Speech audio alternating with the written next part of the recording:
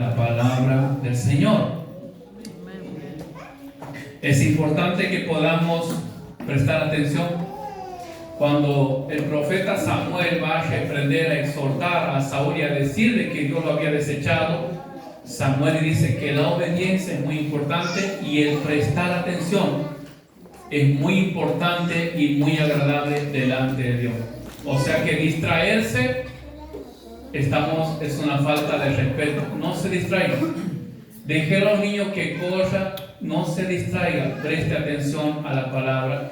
Si bien nosotros, yo en este caso simplemente estoy siendo un instrumento, un portador, pero lo que yo estoy hablando y lo que yo voy a traer es el mensaje de Dios, es la palabra del Señor. Amén. Así que dispongamos nuestro corazón. Amén. En esta noche quiero que veamos el libro de Jeremías, capítulo 8, versículo 15. Esta noche quiero tratar el tema acerca de la esperanza. La esperanza. ¿Cuánto tenemos esperanza los que estamos aquí? A ver, ¿dos tienen esperanza? Amén.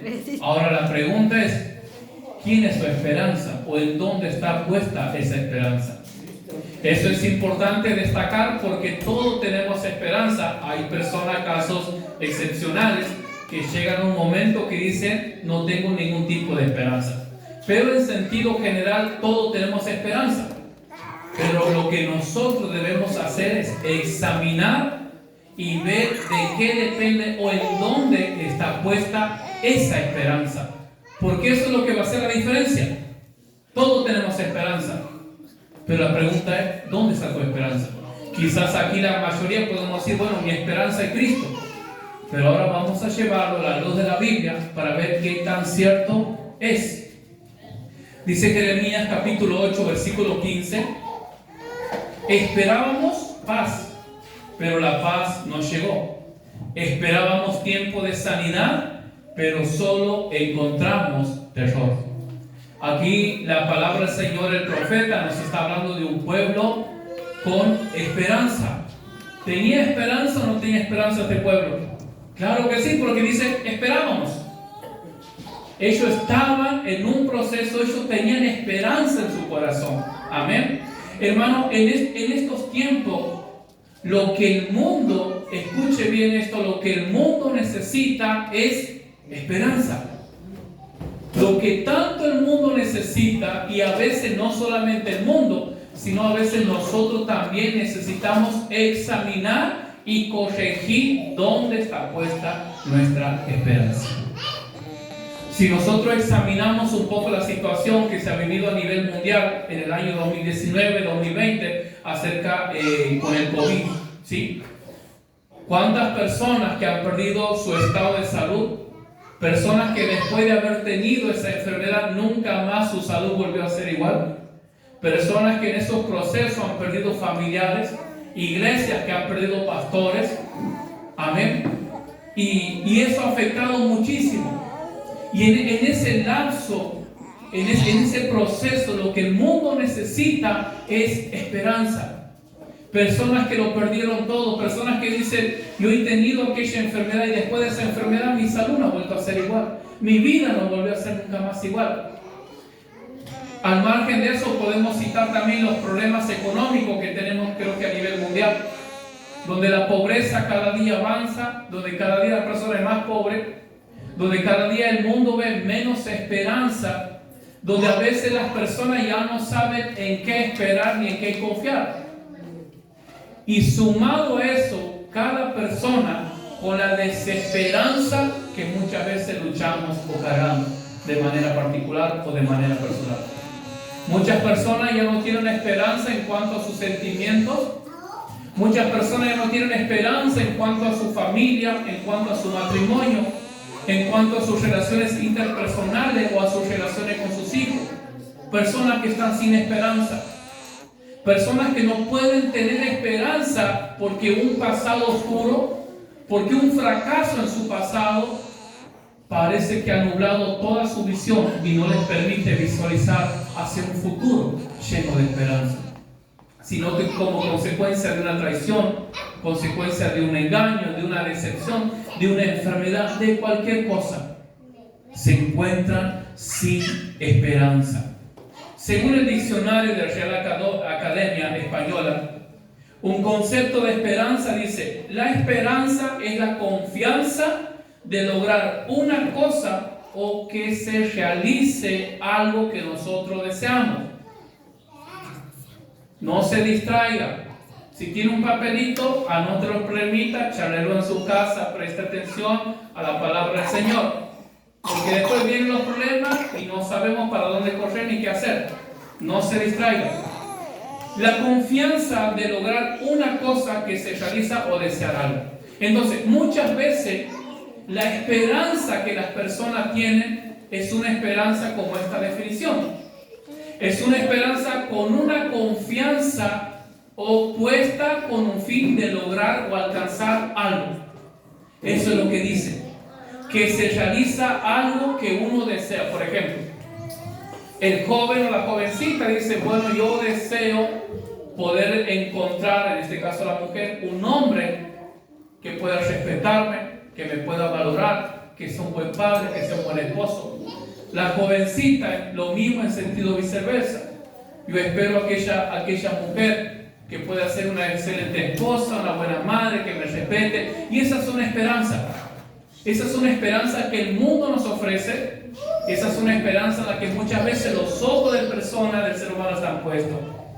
La esperanza, eso se denomina poner la esperanza, escuche esto, en el orden de lo creado. Poner la esperanza en el orden de lo creado.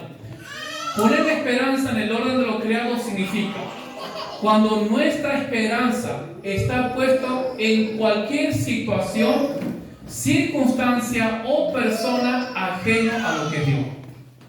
Cuando nosotros decimos, cuando hablamos del orden de lo creado, estamos hablando de todo lo que ha sido creado por Dios.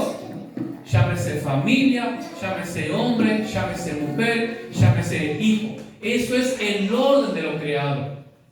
El problema muchas veces en el cual nosotros nos encontramos es que nuestra esperanza está puesto en el orden de lo creado y no en el creador. Y ahí es cuando muchas veces vienen los problemas, vienen las decepciones o vienen los fracasos. No estoy diciendo que debemos ser personas cínicas, de no sentir aprecio o de no amar a nuestros hijos. Debemos amarlos, debemos cuidar, debemos respetar. Pero el objeto de nuestra esperanza no tiene que estar en lo creado por Dios, sino en el Creador. Cuando nosotros, usted imagínese, muchas veces escucho esto, que muchas personas dicen: mis hijos es todo para mi vida, o mis hijos es todo lo que tengo. Y eso es lo que le da fuerza, eso es lo que le da ánimo, eso es lo que lo ayuda a seguir cada día, esa es su razón de existir, ese es el motivo por el cual pueden despertarse cada día. Pero la pregunta es: ¿qué pasaría si Dios te quitara eso? O hay personas que dicen que están aferradas en su matrimonio, ya sea al esposo o a la esposa. Y dice: esta es mi razón de vivir, mi razón de existir, mi vida ha cambiado, mi vida esto, mi vida lo otro. Pero la pregunta es: ¿qué pasaría si Dios te lo quita? Entonces, cuando nosotros ponemos la esperanza en lo creado, es ahí cuando estamos destinados, prácticamente tenemos un fracaso asegurado. ¿Por qué? Porque todo lo creado por Dios, llámese casa, llámese auto, llámese trabajo, llámese familia, todo es débil, eso es frágil, es vulnerable y en cualquier momento se puede acabar o se puede terminar. Personas que dicen: bueno, yo creo que cuando yo tengo un mejor empleo o una mejor paga, yo voy a estar bien o me voy a sentir mejor, y eso es incierto. O muchas personas tienen la esperanza: bueno, yo lo que me estoy proponiendo, dejar esta moto y comprarme un auto cero, último modelo. Y a veces el cristiano, la persona tristemente tiene el pensamiento de creer que eso va a cambiar su vida. O a veces el joven dice, bueno, yo sé que cuando yo consigo una esposa o cuando se me termine esta soltería, yo voy a estar bien. Y no es así. ¿Por qué? Porque todo, hermano, y tanto el esposo, la esposa, el vehículo, el trabajo, la riqueza, todo eso es algo frágil, es débil, es vulnerable. Por eso la Biblia misma nos llama constantemente la atención que no debemos depositar nuestra confianza en la riqueza, que no debemos depositar nuestra confianza en el gobierno, que no debemos depositar nuestra confianza en un hombre o en una mujer. ¿Por qué? Porque nuestra confianza, nuestra esperanza no debe ser el objeto, una persona, un trabajo o el dinero. Cuando nosotros ponemos ahí nuestra mirada, entonces ahí viene el resultado de lo que dice Jeremías, capítulo 8, versículo 15. Toda persona que pone su esperanza en lo creado y que se aferra a eso, en un momento puede terminar diciendo, esperábamos paz.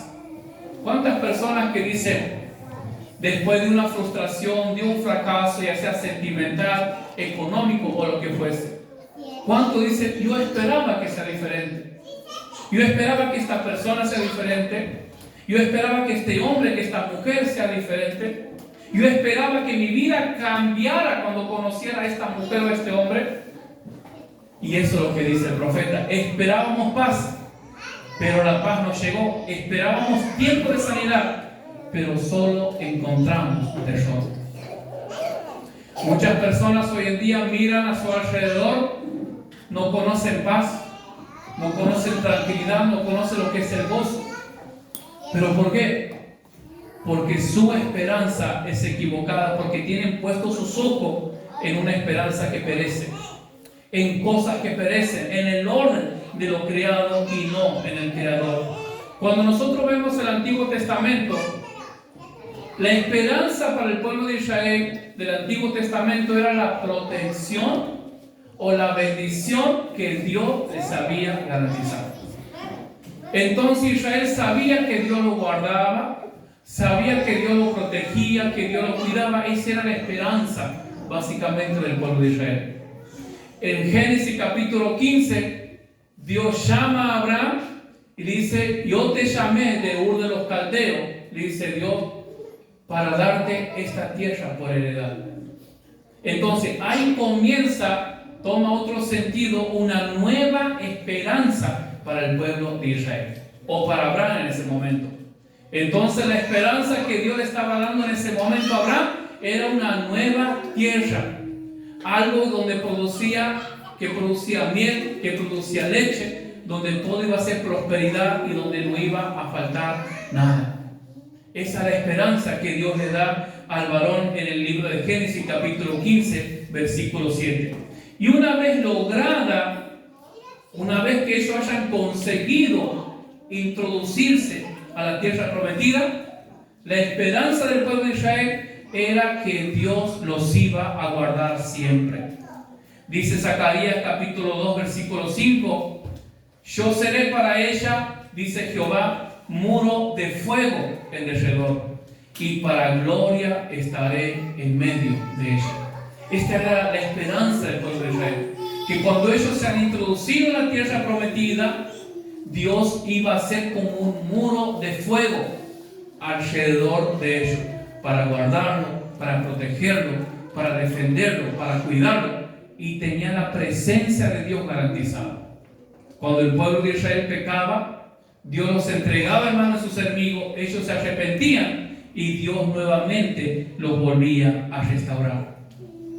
Ahora, toda esta esperanza que nosotros vemos del pueblo de Israel era solamente algo simbólico de la verdadera esperanza o de la esperanza correcta sobre la cual Dios quiere que nosotros podamos mirar. Es algo simbólico. El hecho de que Dios haya sacado a Israel del pueblo de Egipto, de la esclavitud, es algo simbólico de donde Dios nos ha sacado a nosotros. Porque dice que Dios los ha libertado de la esclavitud de Egipto, donde eran sometidos, donde eran torturados, donde eran maltratados. De la misma forma, Dios a nosotros nos ha librado del pecado, de la condenación y de la muerte. Y así como Dios los ha llevado, los ha guiado por el desierto 40 años, también eso es algo simbólico. El tiempo que Israel ha durado por el desierto, eso para nosotros simboliza la vida de nosotros, el día a día en esta tierra. Y Israel tenía la promesa de llegar a Canaán. Ahora, Canaán para el pueblo de Israel era algo literal, era una tierra. Pero para nosotros, Canaán es la tierra prometida, es la nueva Jerusalén, es lo que Dios ha prometido para nosotros. Entonces, todo ese deseo, todo ese anhelo de Abraham, de todos los patriarcas y del pueblo de Israel de llegar a esa tierra prometida, simplemente era algo simbólico para nosotros y también para ellos. Pero la verdadera esperanza para el pueblo de Israel, nosotros lo podemos ver en el libro de Génesis, capítulo 3, versículo 15. Esta es la verdadera esperanza. Dice la traducción en lenguaje actual: haré que tú y la mujer sean enemigas. Pondré enemistad entre su descendiente y los tuyos. Un hijo suyo te aplastará la cabeza y tú le morderás el talón. Dios, cuando Satanás usando la serpiente hace caer al hombre, Dios se dirige, le está hablando a la serpiente. Pero en realidad, ¿a quién le está hablando? A Satanás, que estaba en la serpiente, y Dios le dice: mira, yo voy a poner enemistad entre vos y la mujer, y de su simiente yo voy a tener un descendiente, que ese descendiente de esta mujer te va a aplastar la cabeza. Dice: tú le herirás en el calcañar, pero él te va a aplastar. Cuando dice que él lo va a herir en el calcañar, está hablando del sufrimiento de Cristo. Génesis capítulo 3, versículo 15, Dios ha dado a Israel la verdadera y la correcta esperanza. La correcta esperanza de Israel no era Canaán. La correcta esperanza de Israel no era ser libre de Egipto, sino que la correcta y verdadera y única esperanza de Israel era poner su mirada en Cristo. Era poner su mirada en Él, porque Él sería su libertador. Mire lo que dice en 1 Timoteo capítulo 1, versículo 1.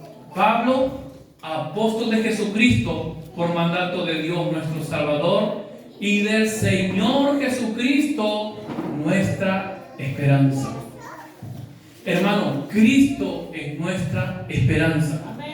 Cuando escuchaba a la hermana Marisol compartir su testimonio, yo me preguntaba, y sin duda que ellos también se han preguntado, ¿qué hubiese sido de su vida o cómo estarían ellos en este momento si Cristo no hubiese sido su esperanza?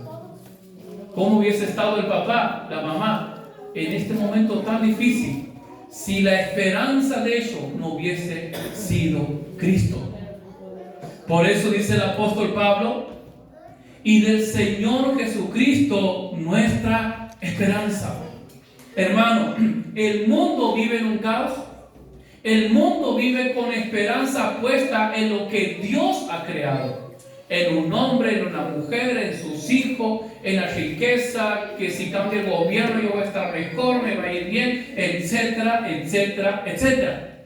Pero nosotros, como hijos de Dios, hemos sido llamados y debemos ir y mostrarles, hablarles la verdadera, correcta y única esperanza.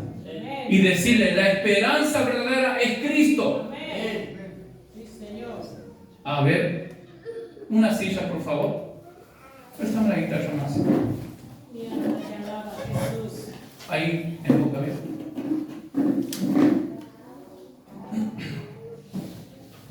Ay, Dios. Bien.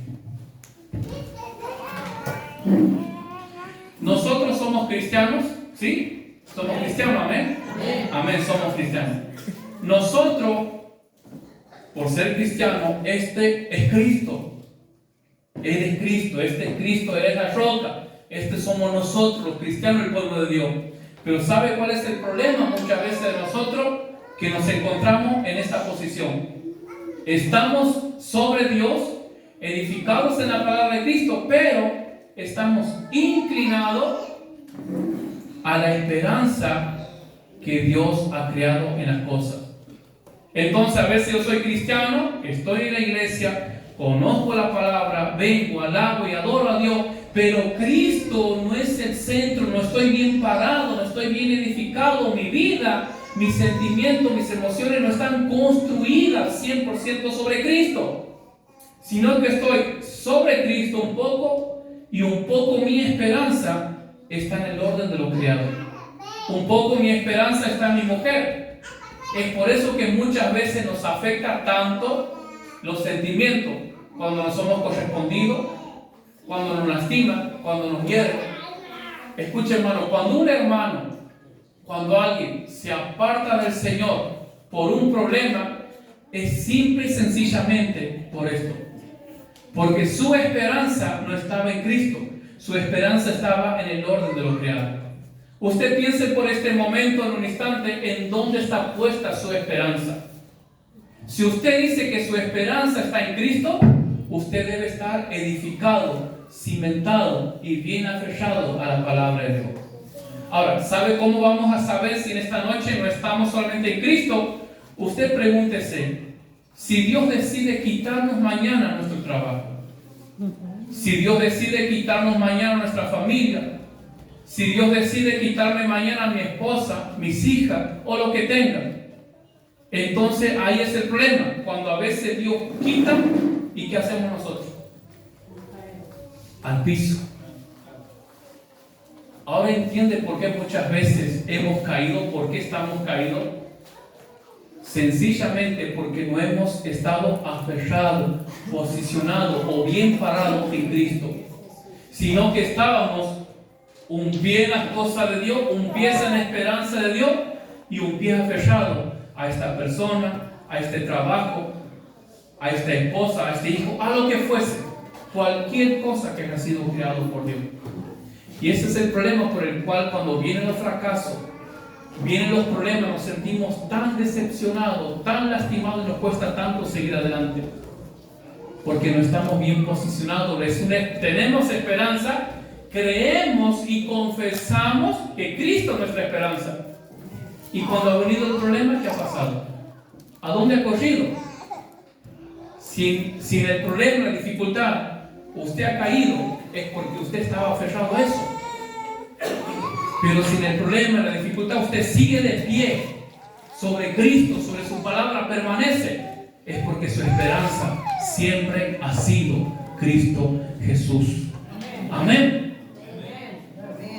Cuando nosotros vemos el Nuevo Testamento, el mensaje de Jesús es un mensaje de esperanza. Nunca olvidemos este principio.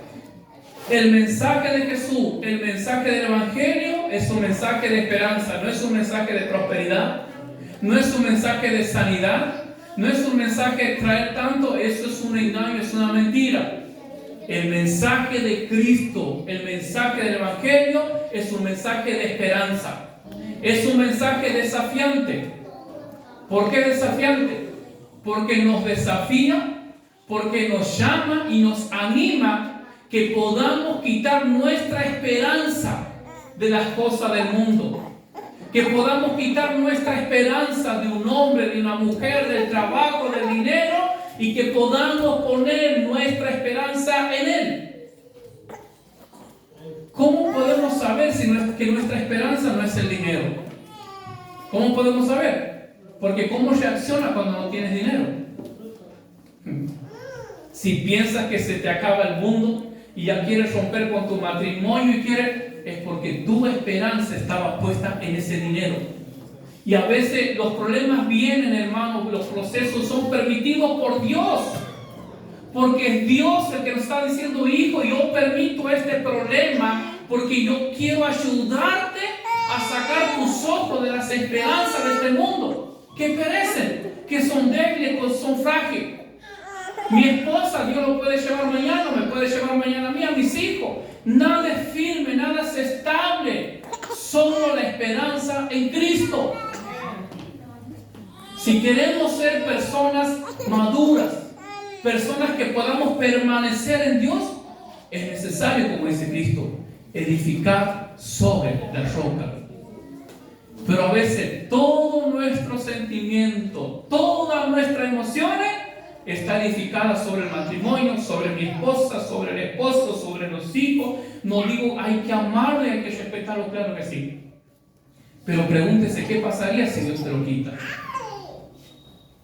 Entonces ahí conocemos. Dice Jesús, libro de San Mateo, capítulo 4, versículos 16 y 17. El pueblo asentado en tiniebla vio gran luz, y a los asentados en región de sombra de muerte, luz les resplandeció. Desde entonces comenzó Jesús a predicar y a decir: arrepentíos, porque el reino de los cielos se ha acercado. El pueblo asentado en tiniebla vio gran luz, y a los asentados en región de sombra de muerte, luz les resplandeció. La Biblia lo representa a la esperanza de este mundo, a lo creado por Dios. Está haciendo referencia a que todas estas personas a las que Jesús ha llegado tenían su esperanza puesta en todo lo que Dios había creado. Y a veces trabajo, familia, esposo, hijo, hija, carro, lo que fuese. Por eso dice, pero cuando llega Cristo con un mensaje de esperanza, dice que luz les resplandeció. Y Jesús comenzó a decirle: arrepentidos, porque el reino de los cielos se ha acercado. Reitero, el mensaje del Evangelio es un mensaje de esperanza. El mensaje del Evangelio es un mensaje que trae el reino de Dios a la tierra. Ese es el fin. Ahora, Jesús dice, comenzó a predicar: arrepentíos, porque el reino de los cielos se ha acercado. ¿Cuál es el objetivo de este reino de los cielos? El mensaje del Evangelio, que es un mensaje de esperanza, tiene como objetivo traer el reino de Dios a esta tierra. Y el reino de Dios en esta tierra tiene como objetivo, escuche esto, hacernos partícipes, hacernos herederos de toda la gloria, de toda la riqueza, de todo el poder que Dios tiene. Hermanos, si eso no nos alienta, si eso no me anima a seguir adelante, es porque mi esperanza está puesta en las cosas del mundo. Usted imagínese, pensemos en una persona, en un mendigo que vive debajo de un puente. No tiene casa, no tiene para comer, no tiene nada. De repente llega la persona más rica, más poderosa o más millonaria de esta tierra y le dice: mira, yo soy fulano, y a partir de este momento yo vengo a traerte una buena noticia. Y esta persona pobre dice: ¿cuál es esa buena noticia? Que a partir de este momento yo te hago heredero, yo te hago partícipe de todas las riquezas que yo tengo. ¿Usted se imagina la alegría de esta persona, de este mendigo, que puede llegar a sentir? O pongámonos en los zapatos de un mendigo, que estemos en la nada, tirados debajo de un puente, sufriendo, todos nos hacen lo que quieren porque no tenemos nada, nadie nos defiende, estamos ahí a la deriva. Y viene alguien y dice: mira, yo te hago partícipe de toda la herencia que yo tengo. Ahora la pregunta es: ¿usted cree que este mendigo sería capaz en algún momento de traicionar o de fallarle a esta persona que le ha dado todo cuando no tenía nada?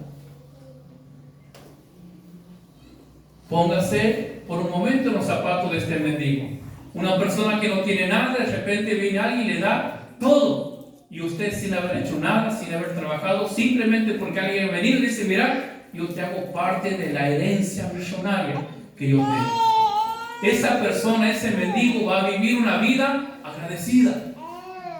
Esa persona no lo va a traicionar. ¿Por qué? Porque va a decir: no, yo no puedo traicionar a esta persona que me ha dado todo cuando yo no tenía nada. que me ha hecho partícipe de su riqueza cuando yo era solamente un mendigo, un miserable. Eso éramos nosotros. Dice Pablo en Efesios capítulo 2, versículo 5, y Él nos dio vida cuando estábamos muertos en delitos y pecados. Ese mendigo, ese miserable, hemos sido un día nosotros. Que hemos estado atados al pecado, a la lujuria, condenados al infierno, a la muerte, y Satanás podía llegar la hora que él quería y hacer lo que quería con nosotros. Tocar mi vida, mi matrimonio, mi hijo, porque nadie podía defenderme. Porque yo era un mendigo, era un miserable. Pero ha llegado Cristo. Ha llegado Cristo diciendo: arrepentidos, porque el reino de los cielos ha llegado a tu vida. Ha llegado Cristo diciéndonos: arrepentidos, porque ustedes hoy forman parte de la herencia que yo tengo. Ese es el Evangelio. Hermano, esa es la correcta esperanza. Cuando nosotros aprendamos a depositar nuestra esperanza en el reino de Cristo, en lo que Él ha hecho por nosotros y en lo que nos espera, ¿quién podrá apartarnos del amor de Dios? ¿Por qué usted cree que Pablo ha llegado a ese punto de decir: ¿quién podrá separarme del amor de Cristo? Pero si nosotros no entendemos este principio, si nosotros no aprendemos a poner nuestra esperanza en Cristo, en lo que Él ha hecho, y no meditamos y no somos conscientes que somos herederos de toda la gloria de Dios, que somos herederos del trono de Cristo, cualquier cosa nos va a distraer. Y nunca vamos a valorar, no vamos a tener ningún problema en apartarnos de Dios. No vamos a tener ningún problema en negar a Cristo. No vamos a tener ningún problema en sentir vergüenza o en callarme de no querer predicar. No vamos a tener ninguna vergüenza. ¿Por qué? Porque ignoramos completamente lo que Él ha hecho por nosotros. Pero una persona que es consciente, que entiende, que sabe, una persona que la luz de Cristo ha resplandecido en su vida, va a decir: no, yo no puedo negar a este Cristo. Yo no puedo negarlo cuando Él me ha dado todo. Yo no puedo negarlo cuando Él me ha hecho libre del pecado. Cuando me ha salvado, yo no puedo traicionarlo. Y ese es el motivo por el cual muchas veces con tanta facilidad, ante cualquier problema, nos vemos. Porque no has entendido todavía el sacrificio de Cristo por tu vida. Todavía no has entendido que sos heredero de la gloria del Padre, de la gloria del reino de Cristo del cielo. Amén. Que no se compara en nada a todo el oro y a toda la gloria que hay en este mundo. Amén.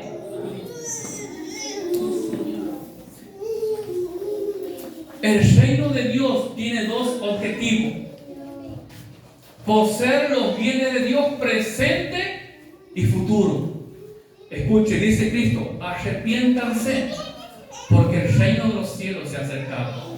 Ese reino tiene como objetivo hacernos parte, hacernos partícipes. No es que Dios, hermano, quiere dejarlo afuera.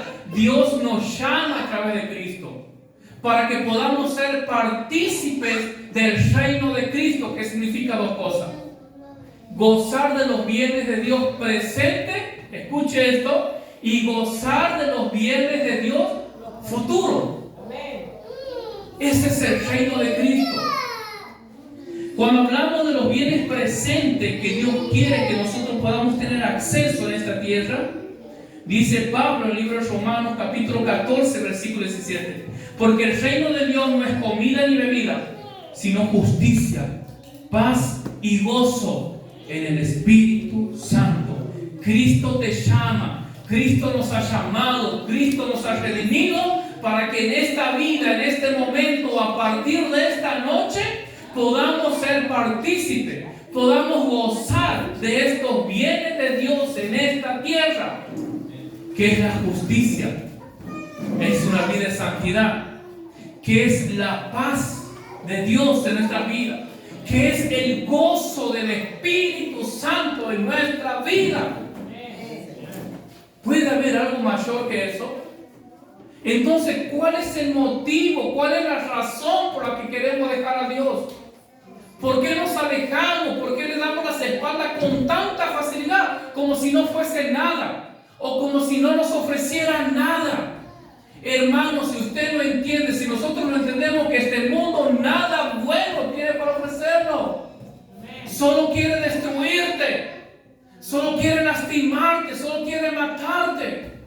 Por eso Jesús dice, el diablo, Satanás, ha venido a robar, a matar y a destruir. Pero mientras nosotros tengamos la esperanza en este mundo, con mucha facilidad vamos a ser destruidos por Satanás. Porque nosotros le damos lugar, porque estamos débiles. Pero cuando nosotros pongamos nuestra esperanza en Cristo, vamos a comenzar a gozar y a disfrutar de estos bienes. Una vida de justicia, de la paz y del gozo de Dios a través del Espíritu Santo. Jesús, de manera muy similar, relacionando lo que dice Pablo, dice Jesús, como está escrito, dice Jesús, el que cree en mí, dice Jesús, como dice la Escritura, de su interior correrán ríos de agua viva. Ríos de agua viva, hermano. Eso se llama el reino de Dios en la tierra. Eso se llama, eso significa el reino de Dios en tu vida. Entonces, ¿qué estamos esperando? Para adueñarnos, para gozar, para disfrutar de ese reino de Dios. Pero a veces parece que nos encanta porque realmente nos gusta el pecado. Nos atrae. Hermano, nadie peca porque no le gusta. Nosotros pecamos porque queremos, caemos porque queremos, porque nos gusta. O usted va de la nada, agarra un cuchillo y se clava. No, porque a usted no le gusta. Pero el pecado nos atrae. Es dulce, nos engaña. Y después viene la sentencia. Pero Cristo te ofrece un reino de paz. Cristo te ofrece una vida de paz, de gozo, de justicia por el Espíritu Santo. Y como dice Jesús, para que de tu interior corran ríos de agua viva. Esto hablaba acerca del Espíritu Santo que habíamos de recibir. Si el Espíritu Santo, si usted, hermano, no está gozando de esto, hay un problema. Si usted no está sintiendo la justicia, una vida de santidad, si usted no está practicando, si usted no siente la paz, si usted no siente el gozo, si usted no siente ese fluir del Espíritu Santo desde su interior, hay un problema. Hay un problema. Dios no miente. La palabra no falla. Si Cristo lo ha dicho, si Dios lo ha dicho, Él lo va a cumplir. Si Cristo ha dicho, si te arrepientes y crees en mí, en tu interior va a correr río de agua viva, yo lo creo. Entonces yo me estoy equivocando, yo estoy haciendo las cosas mal. Por eso podemos tener tristeza, claro que sí. Podemos tener tristeza, podemos angustiarnos, somos seres humanos. Pero de ahí a vivir entristecido, de ahí a vivir una vida que tu vida se identifique por la tristeza, por la angustia, hay un serio problema. Porque Dios no miente, el Espíritu Santo de Dios tiene poder. Ese es el reino de Dios en la tierra. Y los beneficios del reino de Dios futuro, dice Tesalonicenses, 1 Tesalonicenses capítulo 4, versículo 13, versículo 16 al 18. Tampoco queremos, hermano, dice Pablo, que ignoréis acerca de los que duermen, para que no os entristezcáis como los otros que no tienen esperanza. Porque el Señor mismo, con voz de mando, con voz de arcángel y con trompeta de Dios, descenderá del cielo. Y los muertos en Cristo resucitarán primero. Versículo 17. Luego nosotros, los que vivimos, los que hayamos quedado, seremos arrebatados juntamente con ellos en las nubes para recibir al Señor en el aire. Y así estaremos siempre con el Señor. Por tanto, alentaos los unos a los otros con estas palabras. Amén. Hermano, esto es lo que debe darnos aliento a nosotros. Si el aliento, si la fortaleza, si la alegría de nosotros está proveniendo de una persona, estamos en problema. Lo que en mí debe producir gozo no es cómo me han tratado, cómo me tratan, que me menosprecian, que me humillan. No, eso no es lo correcto. Lo que en mí debe producir gozo es la esperanza que tengo en Cristo. Que si yo mañana me muero, yo sé que pasado mañana puede venir Cristo y yo voy a resucitar, me va a dar un cuerpo nuevo y voy a ser heredero de la gloria de su reino en los cielos y voy a estar con Él para siempre. Lo voy a ver tal como Él es. Vamos a poder palpar los clavos, la marca de los clavos en sus manos, en sus pies. Vamos a poder conocer su gloria. Vamos a poder conocer cómo hemos sido creados. Vamos a poder conocer toda la sabiduría, todo el conocimiento de Dios. No habrá tristeza, no habrá angustia, no habrá dolor. Hermanos, si eso no nos anima, si eso no nos da fuerza, estamos en graves problemas. Segunda de Pedro dice 3:13, pero nosotros esperamos, dice, según sus promesas, cielos nuevos y tierra nueva, en donde mora la justicia de Dios. Nosotros vamos a ver en este mundo injusticia, adversidad, problema, abuso, robo, y que cada día el mundo se va destruyendo. Que cada día me persiguen más, cada día son más personas que tengo en mi contra que a favor. Pero dice Pedro, nosotros tenemos la esperanza. Nosotros tenemos la promesa de un cielo nuevo y una tierra nueva, donde mora la justicia, donde todo será justo, donde todo será santo, todo será bueno, todo será puro. Hermano, en eso debemos pensar y en eso es que nosotros debemos meditar.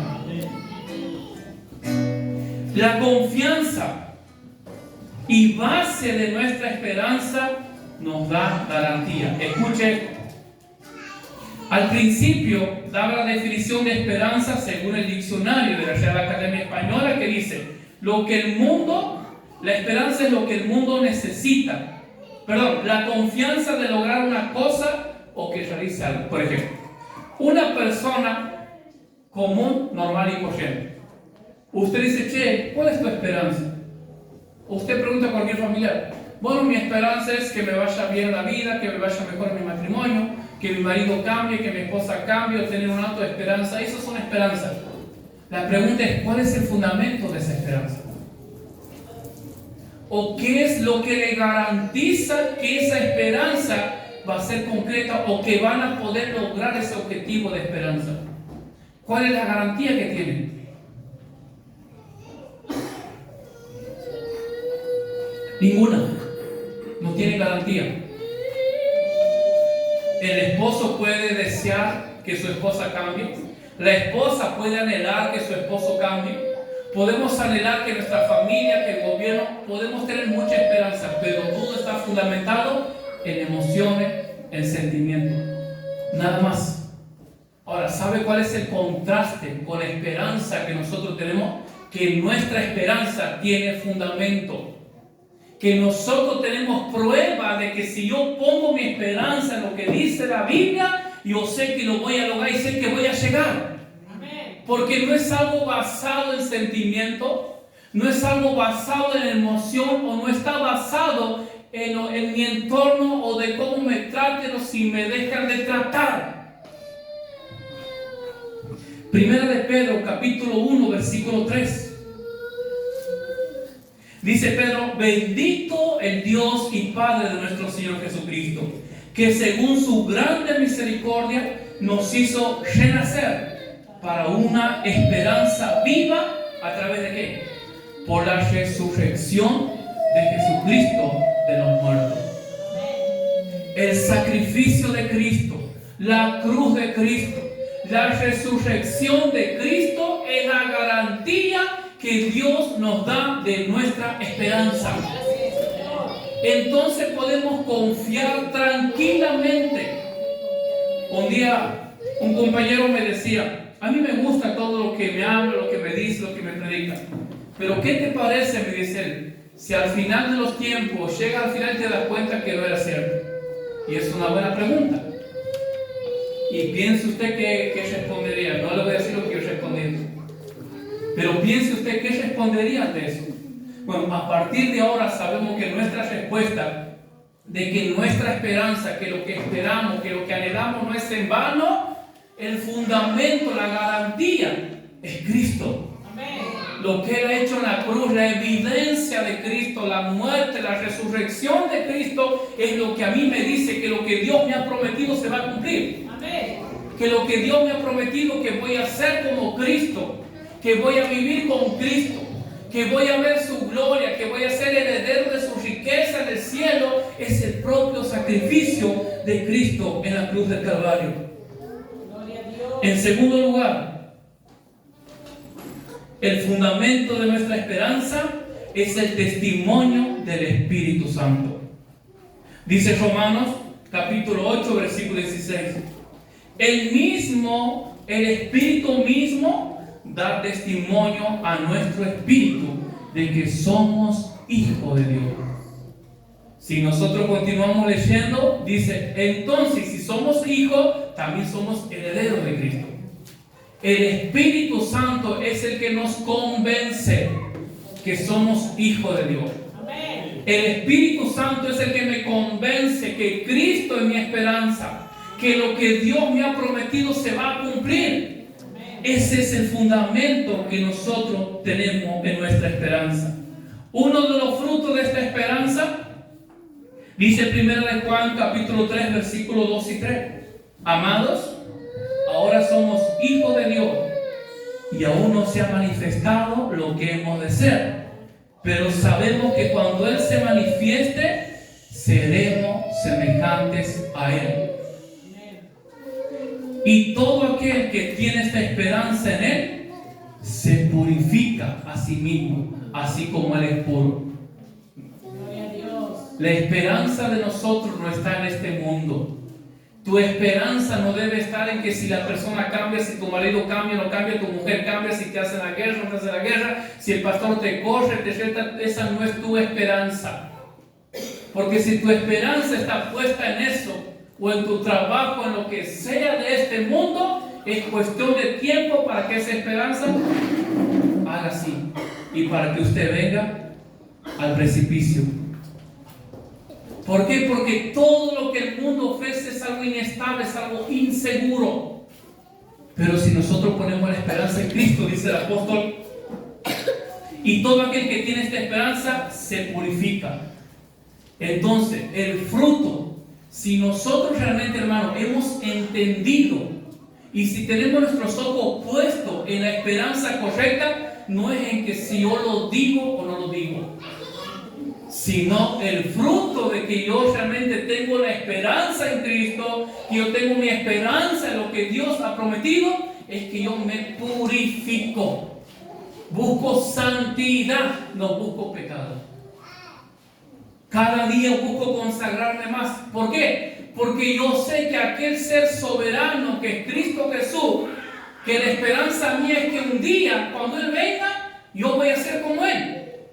Esa es nuestra esperanza. Voy a ser santo, voy a ser puro, vamos a ser perfectos como es Cristo. Entonces, como yo sé que Él es puro, que Él es santo, yo voy a intentar o yo voy a trabajar y voy a buscar cada día para ser santo como es Él. ¿Me entiende, hermano? Por eso dice, todo aquel que tiene esta esperanza en Él se purifica a sí mismo. No es suficiente orar, escuche, no es suficiente leer la Biblia ni venir a la iglesia. Eso es parte, es muy importante. Pero si nosotros día tras día no estamos trabajando en purificarnos y apartarnos del pecado, es porque nuestra esperanza no está puesta en Cristo. Y si nuestra esperanza no está puesta en Cristo, debemos saber que en cualquier momento vamos a fracasar. En cualquier momento nos vamos a golpear.